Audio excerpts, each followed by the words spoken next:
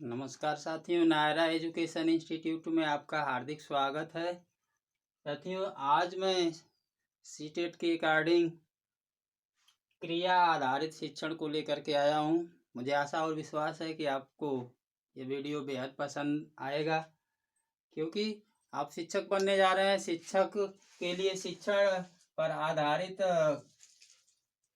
Question अक्सर पूछे जाते हैं टेट सीटेट और अन्य परीक्षाओं में। साथियों, आज का मेरा टॉपिक है क्रिया आधारित शिक्षण। क्रिया कहते किसे हैं? क्रिया साथियों कहते किसे हैं? क्रिया आधारित शिक्षण का डेवलप किसने किया, कब किया गया, और ये जो है कि क्रिया किस किस तरह की होती है, इन सारी बातों पे जो है कि आपका ध्यान आज आकर्षित करने जा रहा हूँ। लेकिन साथियों, इन सारी बातों को बताने से पहले मैं चाहूँगा कि जो भी साथी पहली बार मेरा वीडियो देख रहे हैं, प्लीज़ नायरा एजुकेशन इंस्टीट्यूट को लाइक व सब्सक्राइब कर दें। तो आइए साथियों, ज़्यादा देर न करते हुए मैं सीधे आपको जो है कि आज के क्रिया आधारित शिक्षण पर आधारित चुनिंदा प्रश्नों को लेकर के चलता हूँ। तो इसमें आज का सबसे पहला क्वेश्चन है, यदि आपने छात्र की बुद्धि, पहला क्वेश्चन है, यदि आपने अपने छात्र की बुद्धि का विकास करना चाहते हैं, यदि आप अपने छात्र की बुद्धि का विकास करना चाहते हैं तो उस शक्ति का विकास कीजिए जिसे इसको नियंत्रित करना है। उसे बुद्धिमान और तर्कपूर्ण बनाने के लिए उसे पुष्ट और स्वस्थ बनाइए। ये कथन किसके द्वारा कहा गया है? तो साथियों, यह कथन जो है कि रूसो के द्वारा बताया गया। रूसो का कथन है। रूसो ने जो है कहा है कि यदि आप अपने छात्र की बुद्धि का विकास करना चाहते हैं तो उस शक्ति का विकास कीजिए जिसे इसको नियंत्रित करना है। उसे बुद्धिमान और तर्कपूर्ण बनाने के लिए उसे पुष्ट व स्वस्थ बनाइए। दूसरा क्वेश्चन साथियों, बालक उन क्रियाओं के द्वारा सीखते हैं जो अपनी प्रेरक शक्ति को सहज प्रवृत्तियों से प्राप्त करते हैं। बालक उन क्रियाओं के द्वारा सीखते हैं जो अपनी प्रेरक शक्ति को सहज प्रवृत्तियों से प्राप्त करते हैं। ये मैटर किसने कहा है? तो साथियों, ये मैटर यूजेज का है। यूजेज का है। यूजेज ने कहा है कि बालक उन क्रियाओं के द्वारा सीखते हैं जो अपनी प्रेरक शक्ति को सहज प्रवृत्तियों से प्राप्त करते हैं। नेक्स्ट क्वेश्चन साथियों, क्रियात्मक विधि का अर्थ क्या है? क्रियात्मक विधि, ये क्रियात्मक विधि, क्रियात्मक क्रिया आधारित शिक्षण, मैंने कहा था कि क्रिया किसे कहते हैं अकॉर्डिंग टू वर्ब। कहते किसे हैं? What is the definition of verb? तो साथियों, क्रिया उसे कहते हैं जहां पर किसी कार्य का होना पाया जाता है। जहां पर किसी कार्य का होना पाया जाता है उसे हम क्रिया कहते हैं।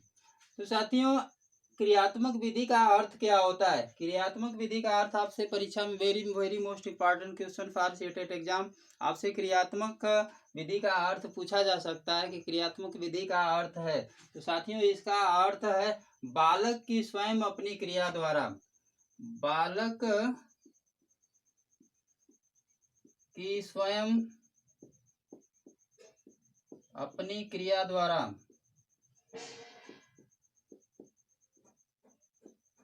बालक की स्वयं अपनी क्रिया द्वारा क्या करना है?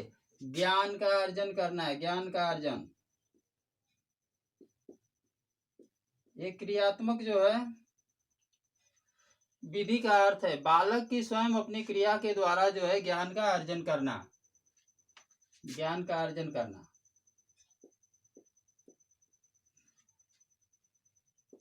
नेक्स्ट क्वेश्चन, क्रिया मानसिक और शारीरिक होती है। क्रिया मानसिक भी होती है और शारीरिक भी होती है। आपसे प्रश्न पूछा जा सकता है कि क्रिया होती है मानसिक शारीरिक, ये दोनों इनमें से कोई नहीं। तो साथियों, क्रिया मानसिक भी होती है और शारीरिक भी होती है।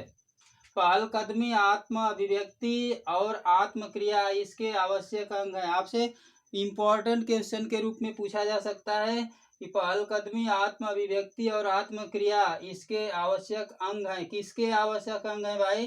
तो क्रिया के आवश्यक अंग हैं। तो ये जो है कि किसने कहा है? तो साथियों ये हेंडरसन महोदय का कथन है। हेंडरसन महोदय का कथन है कि पहलकदमी, आत्म अभिव्यक्ति, आत्म क्रिया क्रिया के आवश्यक अंग होते हैं। क्रिया मानसिक और शारीरिक दोनों होती है, ध्यान दीजिएगा। नेक्स्ट क्वेश्चन, क्रियात्मक विधि का प्रयोग उस समय किया जाता है। क्रियात्मक विधि का प्रयोग उस समय किया जाता है जब किसी विषय के शिक्षण में लक्ष्यों को आगे बढ़ाने के लिए बालकों द्वारा किसी प्रकार की क्रिया की जाती है। क्रियात्मक विधि का प्रयोग उस समय किया जाता है जब किसी विषय के शिक्षण में लक्ष्यों को आगे बढ़ाने के लिए बालकों द्वारा किसी प्रकार की क्रिया की जाती है। ये साथियों इम्पोर्टेंट हो सकता है। ये कथन किसके द्वारा कहा गया है? तो ये सोइनचेन का जो है कथन है। सोइनचेन महोदय ने बताया है कि क्रियात्मक विधि का प्रयोग उस समय किया जाता है जब किसी विषय के शिक्षण में लक्ष्यों को आगे बढ़ाने के लिए बालकों द्वारा किसी प्रकार की क्रिया की जाती है। नेक्स्ट क्वेश्चन, क्रियाओं के प्रकार। क्रिया के प्रकार कितने हैं? आपसे पूछा जा सकता है कि क्रिया कितने प्रकार की होती है। तो यहाँ पे जो है कि आपके शिक्षण की दृष्टि से क्रिया जो है कि 3 प्रकार की बताई गई है। ज्ञान प्राप्त करने वाली क्रिया, ज्ञान व्यक्त करने वाली क्रिया और अनुभव प्राप्त करने वाली क्रिया। यहाँ पे ऑप्शन भी मैंने दे दिया है, ज्ञान प्राप्त करने वाली क्रिया, ज्ञान व्यक्त करने वाली क्रिया, अनुभव प्राप्त करने वाली क्रिया। ये सभी ऑप्शन नंबर ये 4 सही होगा।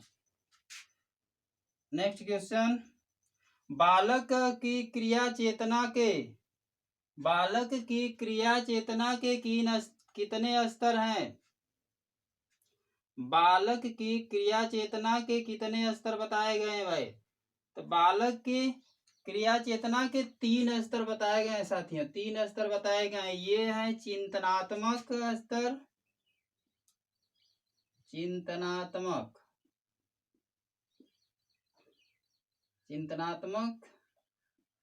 स्तर, चिंतनात्मक स्तर है, निर्णय स्तर है और संकल्प स्तर है। संकल्प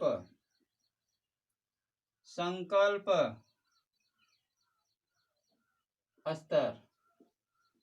ये बालक की क्रिया चेतना के 3 स्तर है।